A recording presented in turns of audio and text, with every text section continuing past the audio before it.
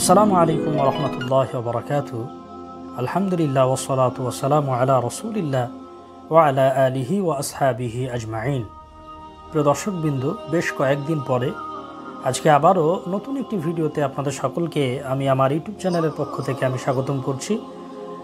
প্রিয় দর্শকবৃন্দ, আজকে যে বিষয়টি নিয়ে আপনাদের সম্মুখে আমি আলোচনা করব, আমার সেই আলোচ্য বিষয় হলো আল্লাহর জিকির, অর্থাৎ আল্লাহকে স্মরণ কিভাবে আমরা করব। এ বিষয়ে ইনশাআল্লাহুল আজিজ আজকে আমরা কোরআন ও হাদিসের আলোকে বিশেষ করে আমরা জানব। প্রিয় ভাইয়েরা আমার, আমরা এটা সকলে জানি, আল্লাহকে স্মরণ করা এটা ইসলামে গুরুত্বপূর্ণ একটি ইবাদত, গুরুত্বপূর্ণ একটি বিষয়।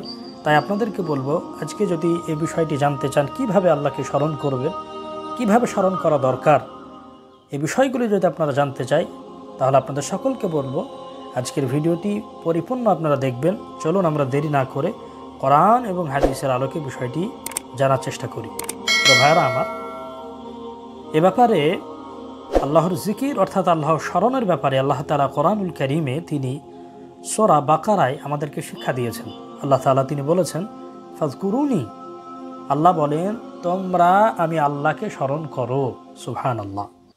বার্তাটি, এই কথাটি হলো আল্লাহর। আল্লাহ নিজে বলেন, ফাযকুরুনি, তোমরা আমি আল্লাহকে, তোমাদের রবকে, আমাকে স্মরণ করো। আযকুরকুম, যদি তোমরা আমাকে স্মরণ করো, আযকুরকুম, তাহলে আমিও তোমাদেরকে স্মরণ করব। সুবহানাল্লাহ। আল্লাহ প্রথমে বললেন যে তোমরা আমাকে স্মরণ করো, আর যদি তোমরা আমাকে স্মরণ করো আযকুরকুম, তাহলে আমিও আল্লাহ তোমাদেরকে স্মরণ করব। সুবহানাল্লাহ। আর কি বলেন, ওয়াশকুরুলি, তোমরা আমি আল্লাহ তাআলার শুকরগুজার হও, কৃতজ্ঞ, আমি আল্লাহ তাআলার কৃতজ্ঞতা আদায়কারীদের মধ্যে হয়ে যাও, আমি আল্লাহ তাআলার শুকরিয়া আদায় করো, শুকর আদায় করো। ওয়ালা তাকফুরুন, তোমরা নাশুকরি করো না। এই বার্তাটি কার? এই বার্তাটি আল্লাহ। আল্লাহ আমাকে চলা বলার সব কিছু আল্লাহ তাআলা শক্তি দিয়েছেন। এই 5টা আঙুল নিয়ে যদি আমি আপনি চিন্তা করি, আল্লাহ যে কত বড় আল্লাহ তাআলা আমাদেরকে নিয়ামত দিয়েছেন, এই নিয়ামতের শুকর আদায় করে কখনোই শেষ করা যাবে না। তাই আল্লাহ তাআলা বলেছেন যে তোমরা অকৃতজ্ঞ বান্দা হও না, তোমরা শুকরগুজার বান্দা হও। এই বার্তাটি কার? এই বার্তাটি আল্লাহ। প্রভায়রা আমার, এই আয়াতের দ্বারা আমরা স্পষ্ট জানলাম যে আল্লাহকে স্মরণ কিভাবে করব। আল্লাহ তাআলাকে জিকিরের মাধ্যমে স্মরণ করেন, ইবাদতের মাধ্যমে আল্লাহ তাআলাকে স্মরণ করেন, যে কোনো অবস্থাতে আল্লাহ তাআলাকে আপনি স্মরণ করেন। প্রভায়রা আমার, তাহলে আল্লাহ তাআলা আমাদেরকে শিক্ষা দিয়েছেন যে তোমরা আমি আল্লাহকে স্মরণ করো। যদি তোমরা আমি আল্লাহকে স্মরণ করো, তাহলে আমি আল্লাহ তোমাদেরকে স্মরণ করব। সুবহানাল্লাহ। প্রভায়রা আমার, চলুন কোরআনুল কারীমের অন্য একটি আয়াত থেকে আমরা জানি আল্লাহকে যে আমরা স্মরণ করব, স্মরণ করলে কি হবে, এটাও তো একটি প্রশ্ন। যদি আমি আল্লাহকে স্মরণ করি তাহলে আমার কি ফায়দা, কি উপকার? আল্লাহ রাব্বুল আলামিন বলে, যদি দিলে অন্তরে যদি শান্তি চাও তাহলে আমাকে স্মরণ করো। এটাও আল্লাহ তাআলা কোরআনুল কারীমে তিনি বলেছেন, আলা বিযিকরিল্লাহি তাতমাইন্নুল কুলুব। আল্লাহ রাব্বুল আলামিন বলেন, যারা আমি আল্লাহকে স্মরণ করবে অবশ্যই তাদের অন্তরে প্রশান্তি হবে, শান্তি হবে, তারা অন্তর থেকে শান্তি পাবে। সুবহানাল্লাহ। তো ভাইরা আমার, সমস্ত কথাগুলো কোরআন থেকে বলছি। এই কথাগুলো আমার রব, আমার আল্লাহ, তিনি আমাদেরকে জানিয়েছেন যে তোমরা যদি আমি আল্লাহকে স্মরণ করো তাহলে তোমাদের উপকার কি, ফায়দা কি। তোমরা তোমাদের কলবে, তোমাদের অন্তরে, তোমাদের দিলে তোমরা শান্তি পাবে। আলা বিযিকরিল্লাহি তাতমাইন্নুল কুলুব, তোমাদের অন্তরে প্রশান্ত হবে, শান্তি হবে যদি তোমরা আল্লাহকে স্মরণ করো। সুবহানাল্লাহ।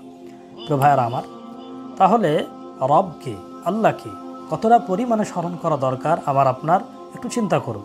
চলুন, আপনি কতটা পরিমাণে আল্লাহকে স্মরণ করবেন, আল্লাহ তাআলা এটাও তিনি জানিয়েছেন।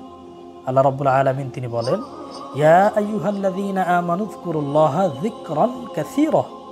এই যে জিকির, এই শব্দের অর্থ হলো আল্লাহকে স্মরণ করা। এখানে আল্লাহ তাআলা মূলত বোঝাতে চেয়েছেন, আল্লাহ বলেন, ইয়া আইয়ুহাল্লাযীনা আমানু, হে মুমিনগণ, যারা তোমরা আল্লাহকে বিশ্বাস করো। আল্লাহ তাদেরকে ডেকে বলে, আমানু যকুরুল্লাহা যিকরান কাসীরা, তোমরা আমি রবকে, আমি আল্লাহকে, তোমাদের প্রতিপালককে, তোমাদের রবকে, তোমাদের আল্লাহকে বেশি পরিমাণে তোমরা স্মরণ করো। সুবহানাল্লাহ, সুবহানাল্লাহি ওয়া বিহামদি। আল্লাহ রাব্বুল আলামিন তিনি বলেন, যিকরান কাসীরা, তোমাদের রবকে, তোমাদের আল্লাহকে তোমরা অধিক পরিমাণে, বেশি থেকে বেশি পরিমাণে তোমরা তোমাদের রবকে তোমরা স্মরণ করো। সুবহানাল্লাহ।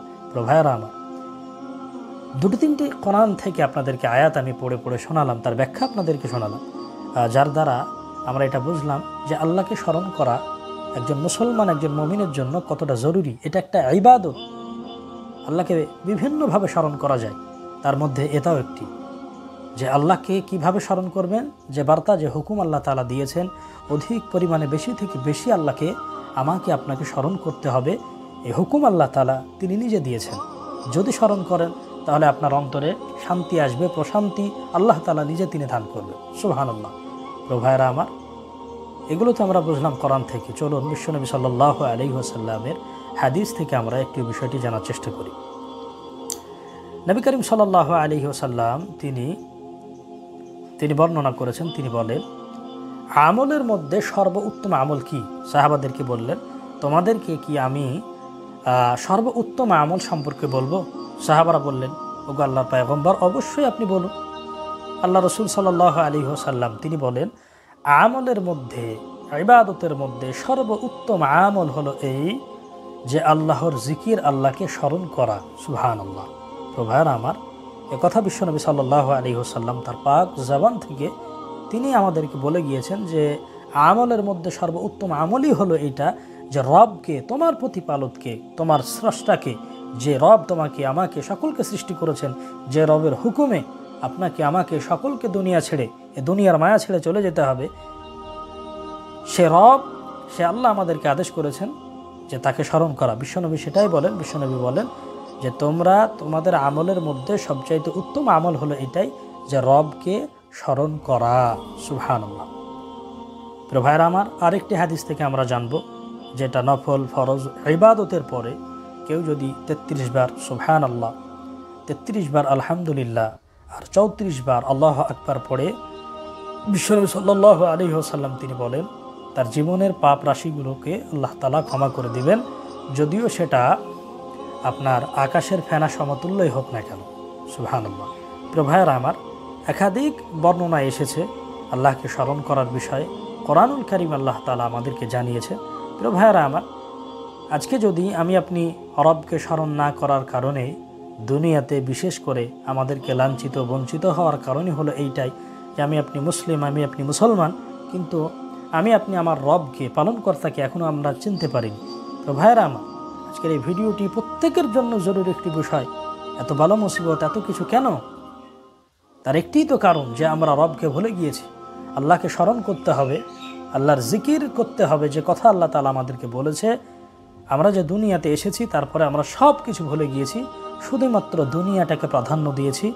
দুনিয়া দুনিয়া করে আমরা শেষ। এ দুনিয়া আপনাকে একদিন ধোঁকা দেবে, এ দুনিয়া আপনাকে খতম করবে। এই জন্য সময় আছে এখনও। আল্লাহ তাআলা যে হুকুমগুলো দিয়েছে সেগুলোকে মেনে নেন, আল্লাহরকে বেশি বেশি করে জিকির করুন, আল্লাহ স্মরণ করুন। দেখবেন অনেক বিপদ আপদ, অনেক খারাপ কাজ থেকে আল্লাহ তাআলা আপনাকে হেফাজত করবেন, কারণ আপনি রবকে স্মরণ করেছেন। এ কারণে আল্লাহ তাআলা আজকের বক্তব্য থেকে আমাদের সকলকে গুনাহের কাজ থেকে বেঁচে থাকার তৌফিক দান করুক, আর আল্লাহ রাব্বুল আলামিনকে বেশি বেশি করে স্মরণ করার তৌফিক দান করুক। আমরা সকলে পড়ছি আল্লাহুম্মা আমিন। প্রিয় ভাইয়েরা আমার, আজকের বক্তব্য যদি আপনাদের ভালো লেগে থাকে, অবশ্যই আপনাদেরকে বলবো আমার এই চ্যানেলটিকে আপনারা সাবস্ক্রাইব করবেন, ভিডিওটি লাইক, কমেন্ট, শেয়ার করবেন।